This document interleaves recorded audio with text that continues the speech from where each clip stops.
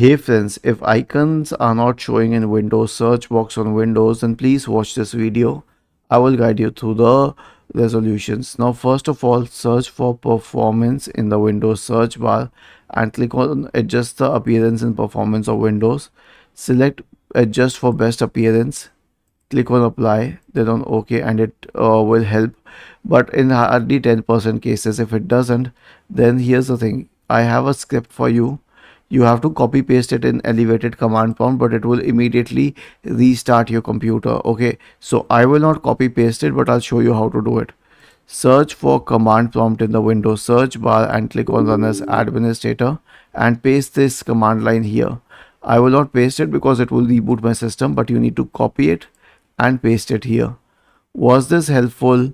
If yes, then please subscribe to the channel, and if not, then let us know in the comment section of the video on how we could help you further. Thank you for watching this video and have a nice day.